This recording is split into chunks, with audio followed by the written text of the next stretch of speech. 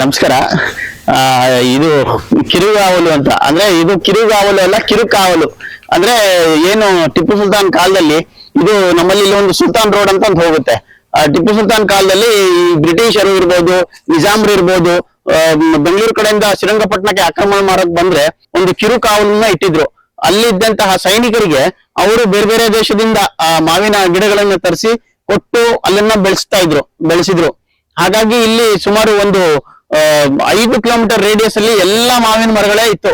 ಯಾವಾಗ ನಮಗೆ KRS ಕಟ್ಟಿದ ಮೇಲೆ ಅಲ್ಲಿ ನಮ್ಗೆ ಏನು ನೀರಾವರಿ ಸೌಲಭ್ಯಗಳು ಬರಕ್ ಶುರು ಆಯ್ತು, ಅವಾಗ ಎಲ್ರು ಆ ಮಾವಿನ ತೋಟಗಳನ್ನ ಕಟ್ ಮಾಡಿ ಭತ್ತದ ಗದ್ದೆಗಳನ್ನ ಪರಿವರ್ತನೆ ಮಾಡೋಕೋಸ್ಕರ ಮತ್ತೆ ಮನೆ ಕಟ್ಟಕ್ಕೆ ಇಟ್ಕೆ ಬೇಯಿಸಕ್ಕೋಸ್ಕರ ಮತ್ತೆ ಬಾಗ್ಲು ಕಿಟಕಿ ಮಾಡ್ಲಿಕ್ಕೋಸ್ಕರ ಮಾವಿನ ಮರಗಳನ್ನ ಕಟ್ ಮಾಡಿ ಅವತ್ತು ಮಾರ್ಕೊಂಡ್ಬಿಟ್ರು. ಬಟ್ ನಮ್ಮ ಅಜ್ಜಿಗೆ ಸ್ವಲ್ಪ ಕಾಳಜಿ ಇದ್ರಿಂದ ಇವನ್ನ ನಾವು ನಮ್ಮ ಅಜ್ಜಿ ಸಂರಕ್ಷಣೆ ಮಾಡಿದ್ರು. ಆದ್ರೂ ಕೂಡ ನಮ್ಮಲ್ಲೂ ಇದ್ದಂತ ಬಹಳಷ್ಟು ತಳಿಗಳು ಹೊರಟೈತು. ನಮ್ಮ ಅಜ್ಜಿ ಹೇಳ್ತಿದ್ರು, ನಮ್ಗೆ ತೋಟದ ಒಳಗಡೆ ಹೋಗ್ಬೇಕು ಅಂದ್ರೆ ಒಂದು ಪಂಜ್ ಹಿಡ್ಕೊಂಡು ಹೋಗ್ಬೇಕು ಅಂತ ಹೇಳ್ತಿದ್ರು. ಅಷ್ಟು ಡೆನ್ಶು ಅಂದ್ರೆ ಅಷ್ಟು ಕತ್ತಲಿರ್ತಿತ್ತು, ಒಂದಕ್ಕೊಂದು ಮರ ಅಷ್ಟೊಂದು ಅಂಟ್ಕೊಂಡಿತ್ತು ಅಂತ ಹೇಳ್ತಿದ್ರು. ಮತ್ತೆ ನಮ್ ತಂದೆ ನಮ್ಗೆ ಹೇಳ್ತಿದ್ದಾಗ, ಅವ್ರು ಚಿಕ್ಕವರಿದ್ದಾಗ ಒಂದು ಮರ ಇತ್ತಂತೆ, ಮಾವಿನ ಮರ, ಇಷ್ಟಿಷ್ಟೇ ಸಣ್ಣದು ಗೋಲಿ ಗಾತ್ರದ ಹಣ್ಣು ಇರ್ತಿತ್ತಂತೆ. ಅವರು 10-15 ಹಣ್ಣು ಒಂದೇ ಸತಿ ಬಾಯಿಗೆ ಹಾಕೊಂಡು ಒಂದೊಂದೇ ಚೀಪಿ ಬಿಸಾಕ್ತಿದ್ರಂತೆ. ಸಣ್ಣದು ಬೀಜ ಇರ್ತಿತ್ತಂತೆ, ಅದು ಚೀಪು ಬಿಸಾಕ್ತಿದ್ರಂತೆ. ಆ ತರದ್ದೆಲ್ಲ ಮಾವಿನ ಹಣ್ಣು ತಳಿಗಳಿತ್ತು ಇಲ್ಲಿ, ಅವೆಲ್ಲ ಹಾಳಾಗಿದ್ದಾವೆ. ಬಟ್ ಈಗಲೂ ಕೂಡ ನಾವು ಸುಮಾರು 116ರಿಂದ 120 ತಳಿಗಳನ್ನ ಸಂರಕ್ಷಣೆ ಮಾಡಿದೀವಿ.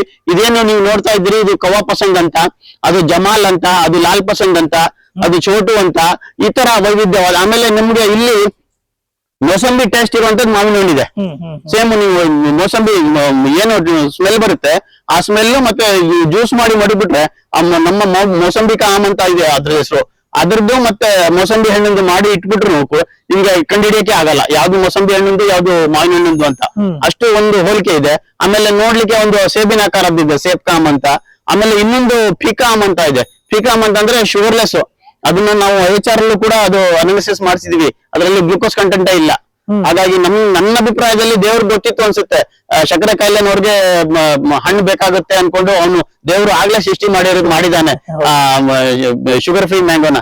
ಆ ತರದ್ದು ಈ ವೈವಿಧ್ಯವಾದ ತಳಿಗಳನ್ನ ನಾವು ಸಂರಕ್ಷಣೆ ಮಾಡಿದ್ವಿ. ಇದರಲ್ಲಿ ಮೋತಿಕಾ ಅಂತ ಇದೆ, ಮಾಂಜರಿ ಪಸಂದ್ ಅಂತ ಇದೆ, ದಾದಾಬಿ ಪಸಂದ್ ಅಂತ ಇದೆ, ಆಮೇಲೆ ಮೋರಿಶ್ ಬಾದಾಮ್ ಇದೆ, ಆಮೇಲೆ ಲಾಲ್ ಬಾದಾಮ್ ಇದೆ. ಈ ತರದ್ದು ಬೇರೆ ಬೇರೆ ತಳಿಗಳನ್ನು ನಾವಿಲ್ಲಿ ಏನು ನಮ್ಮ ಪೂರ್ವಜರು ಬೆಳೀತಾ ಇದ್ರು ಅದನ್ನ ನಾವು ಸಂರಕ್ಷಣೆ ಮಾಡ್ಕೊಂಡು ಹೋಗ್ತಾ ಇದೀವಿ. ಸುಮಾರು 7 ತಲೆಮಾರಿನಿಂದ ಈ ತೋಟವನ್ನ ನಾವು ಸಂರಕ್ಷಣೆ ಮಾಡ್ಕೊಂಡು ಹೋಗ್ತಾ ಇದೀವಿ. ಇಲ್ಲಿ ವೈವಿಧ್ಯವಾದ ಹಣ್ಣುಗಳಿದಾವೆ, ಒಂದೊಂದು ಮರದ ಒಂದೊಂದು ಟೇಸ್ಟ್ ಬರುವಂತದ್ದು ಹಣ್ಣುಗಳು. ಹೌದು, ಇಲ್ಲಿ ಸುಮಾರು ಒಂದು 150 ಮರ ಇದಾವೆ.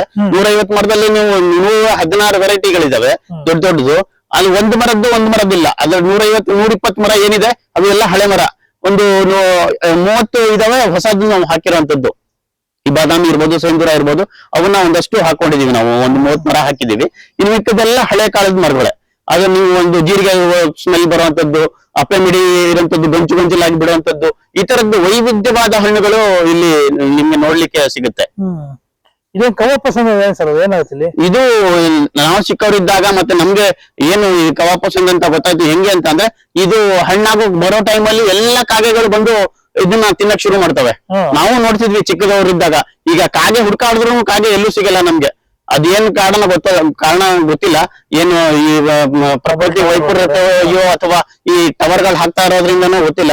ನಾವು ಚಿಕ್ಕವರಿದ್ದಾಗ್ಲ ಈ ಮರದಲ್ಲೆಲ್ಲ ಕಾಗೆಗಳು ಕೂತ್ಕೊಂಡು ಎಲ್ಲ ಕುಟ್ಕಿ ಅರ್ಧ ಕುಟ್ಕಿ ಬಿಸಾಕ್ತಾ ಇದ್ವು. ಅದನ್ನ ನಾವು ಎತ್ಕೊಂಡು ಚೀಪೋದು, ತಿನ್ನೋದು, ಈ ತರದ್ ಮಾಡ್ತಾ ಇದ್ವಿ ನಾವು. ಆ ತರದ್ದು ವಿಶೇಷವಾದ ತಳಿಗಳು ನಮ್ಮಲ್ಲಿ ಇರುವಂತದ್ದು. ಈಗ ಸುಮಾರು ಎಷ್ಟು ಎಕರೆ ಇದೆ ಸರ್? ಈಗ ಇದು ಸುಮಾರು ಒಂದು 14 ಎಕರೆ ಇದೆ ಸರ್ ಉಳ್ಕೊಂಡಿರೋದು. ಅದನ್ನ ಸಂರಕ್ಷಣೆ ಮಾಡ್ಕೊಂಡು ಹೋಗ್ತಾ ಇದ್ದೀವಿ. ಅದನ್ನ ನಾವು ಸಂರಕ್ಷಣೆ ಮಾಡ್ಕೊಂಡು 14 ಎಕರೆ. ಒಂದು 150 ಎಷ್ಟು ತಳಿ ಇದೆ ಈಗ? 120 ತಳಿ ಇದಾವೆ ಈಗ ಸದ್ಯಕ್ಕೆ. ಅಲ್ಲಿ ಇದೆ ಹಳೆ ತಳಿ 116 ತಳಿಗಳು. 116. ಇನ್ನು ಹೊಸವು ನೀವು ಹಾಕಿರೋದು.